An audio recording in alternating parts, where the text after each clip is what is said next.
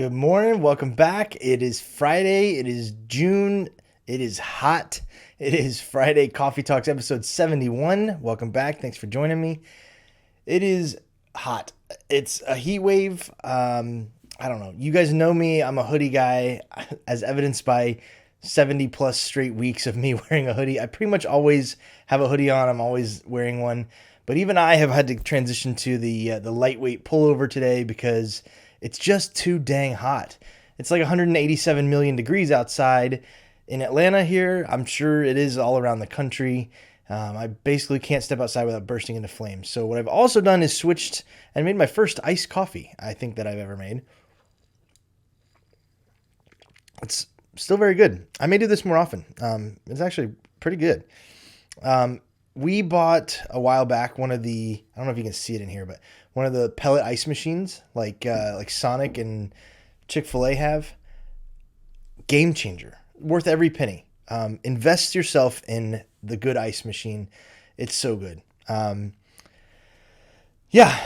it's been a big week. A lot going on. It's been very busy. We're prepping for a lot of things coming up. A lot of really exciting things. And next week, I promise I will get back to the sales business interview related stuff. I've got a great interview lined up for next week. But today, what I want to talk about is something very important, very poignant, very meaningful, and that is Adam Sandler. I love Adam Sandler. I think he's pretty divisive. I think people either really love him or really hate him. They're like, oh, he's goofy. But his career is incredible to me. It really is. And the reason behind that is he's had a crazy transition. So he started out, very young on SNL. He was the guy that sang with Chris Farley, Lunch Lady Land, made all the crazy noises, and he had his own personality, and he was one of the all-time greats on SNL. And then he went on after that and he founded Happy Madison Productions, and he made a series of iconic, especially for my generation, comedy movies. Big Daddy, Happy Gilmore, those are the two that stick out. But he had a run of 4 or 5 movies that were just like monuments in the comedy space. And he cemented himself as one of the all-time greats in comedy. And then he went on a little run where things didn't quite go so well. He made the Grown Ups movies, and they were funny, but it started to be a cash grab. You could kind of tell he would make those movies so that he could have a 3-month vacation in Hawaii with his friends, which, hey, more power to him. Bring on his friend, cast all of his best friends, Chris Rock, Kevin James, David Spade, that whole crew. And he made some movies that, maybe they weren't that great of movies, but they were funny, I guess, and they maybe declined. And then he signed a deal with Netflix, and he started to make movies that were pretty bad. They kind of went off a cliff. They were pretty terrible. But within that, he started to do some other stuff. So I guess before Grown Ups, he made a movie called Spanglish, which turned out to be really good, where he played a more serious role. And it was a comedy movie, but it was a more serious role. And it was people were kind of like, oh, there's a different side of Adam Sandler. And then he made a movie called Reign Over Me, where it was with, I can't remember who he co-starred with, but he was a person suffering from depression. It was his first true serious role. And I think if it hadn't been in the midst of his crazy comedy run where he was making these bad Netflix comedies, they would have been a lot more well received, and people would have been like, oh, maybe we should take Adam Sandler more seriously. And then, as he's gotten older, his career has transitioned a bit to where he's kind of collecting a paycheck on some of these Netflix movies that he does. The Halloween one he did a couple years ago was kind of whatever. But he's started to do more serious roles. He's taking these acting roles that are dramas. They're not comedies at all. And he's really, really good. If you haven't seen Adam Sandler in a serious role, he has absolutely won me over the past few years. And at this point in my life, I will see any movie with Adam Sandler in a serious role because he is a fantastically talented actor. He's so good.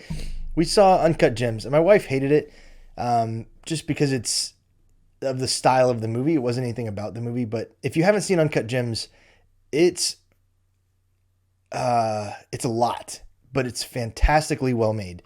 The whole movie is frenetic and it's loud and there's people screaming, and you're like at the tip of your anxiety the whole movie, because just everything is in your face and loud and just high paced, high energy, and it's crazy. But Adam Sandler is incredible in it. And even though the person that he plays in that movie is a total piece of garbage, he's just like the worst of the worst person, you start to side with him and you start to root for him and you start to like pull for him to turn things around and to have a little bit of success. And I won't give away the movie, but my goodness, you go for a ride in that movie. And the Safdie brothers made it, and it's so good. But it's Adam Sandler. There's comedy elements to it like everything else, but it is a straight drama. And Adam Sandler is great in it. Great.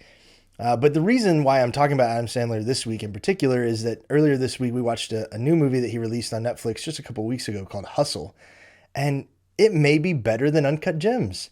I think the movie, like overall, like I think Uncut Gems was up for an Oscar, or was in the discussion at least. Hustle's not going to be that. But for a serious role and for Adam Sandler, it is a fantastic movie. I'm not a basketball fan, really. Don't love basketball. My wife is definitely not a basketball fan, but even she got sucked in. The story is that he's a scout for the Philadelphia 76ers, an international scout. And he spent years and years on the road, living in hotels, being away from his family, trying to find the next big superstar internationally.